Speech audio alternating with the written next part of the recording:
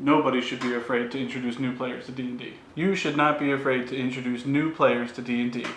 As a new YouTube channel, I've been talking to a lot of people about new video ideas and what they'd like to see, and I've gotten a lot of positive responses about introducing new players to D&D, so that's what I'm going to be talking about today.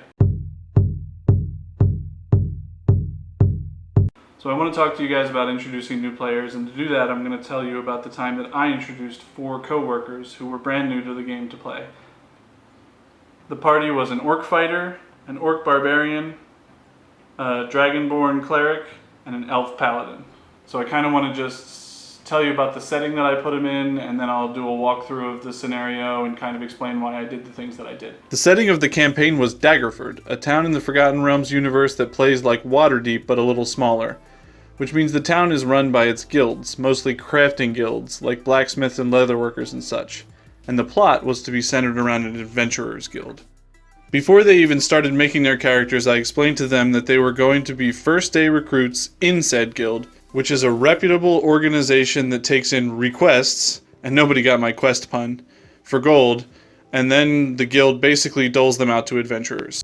They built a party of extremely durable characters because they correctly assumed my goal was going to be maiming and destroying all of their characters even though they were brand new first-time players.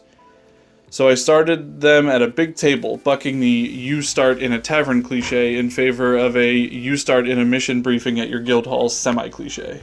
Side note, shortly after planning this campaign I was introduced to an anime called Goblin Slayer, which kicks off with an inexperienced group of adventurers joining an adventurers guild and being sent off to clear a cave full of goblins. If any of you have seen that little treat, you'll be happy to know my party did not experience the same things the anime party did, because woof. If you haven't seen it, dig into the reviews a little bit before watching it. The reason I bring it up is it was both an amazing coincidence and similarity, and the show is also a masterclass in what not to do to new players. Anyway, so they're sent on a mission to find a cave full of goblins, and given geographical cues to find it, which they promptly ignore, and later claim they weren't given at all, like new players have a tendency to do. Which clues me in that they don't care about my exposition at all. So I take the hint, and I rush all that along and give them a choice to travel via boat, on a river, or caravan.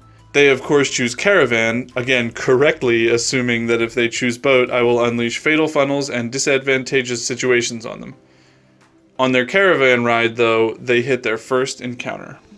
I wanted to use this scenario to let them know that this is not a video game, not a hack and slash, it's not World of Warcraft. It's a whole different thing, it's a role-playing game. In order to do that, I started them off with a choice instead of just hurling them into combat.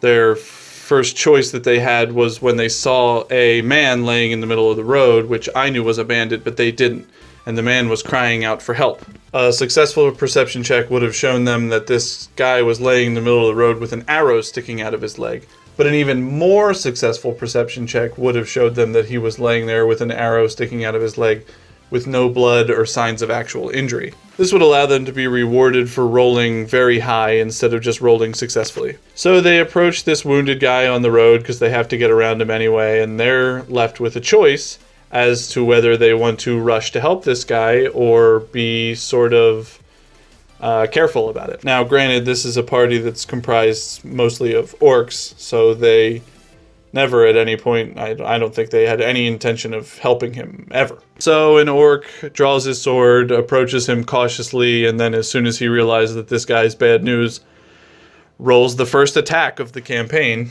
And as it always seems to be in this situation, it's a natural 20, so I get to reward him with that phrase that everybody likes to hear so much, "How do you do it?" He opts to say that he chops this guy's head off and it goes flying, and then he keeps it because he's an orc that's keeping trophies, which, by the way, he's not the only orc that's keeping trophies in this new party. But what's really important to note from this is that a new player can go from asking whether he's allowed to attack, because people aren't used to the freedom that D&D offers, to killing something immediately and having a blast, because a new player's first encounter was set up correctly. So anyway, as these guys are getting all excited that they just logged their first kill off of what they think is just a random thief laying in the road, the Dragonborn cleric who decided to post up on top of the caravan takes an arrow to the back. You see, you want them to know that the world is full of fun and exciting things to do, but you also want them to know that it's dangerous and that their enemies are smart.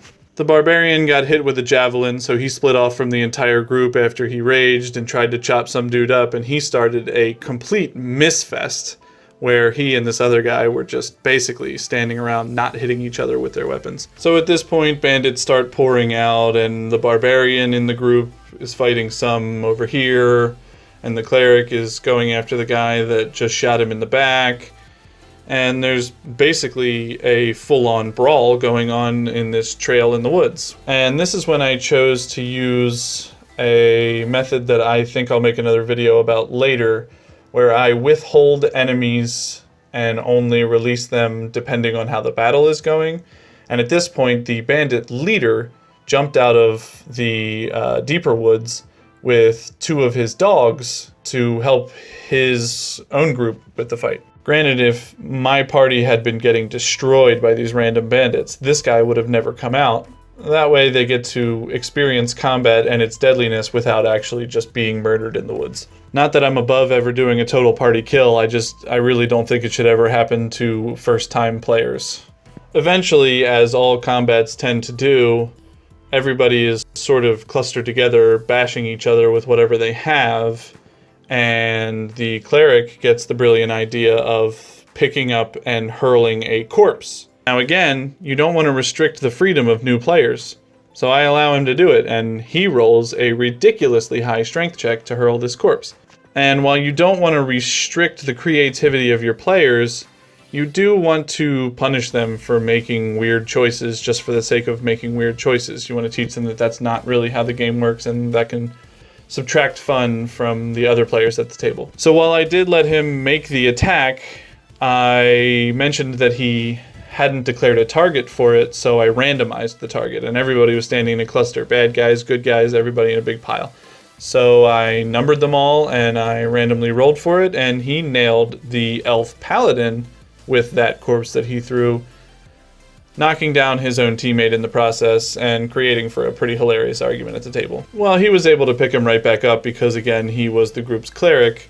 It was just a lesson for everybody in different ways, and a lot of people learned a lot of stuff in that little skirmish. So they got to experience a little bit of a multi-wave chaotic combat for their first encounter, and it started with a choice. I think it was a great introduction for new players into the game. And the barbarian actually ended up taming one of the dogs, which eventually died in a fire at the end of the session, but he also got to experience, let's say, something that you wouldn't experience in a video game.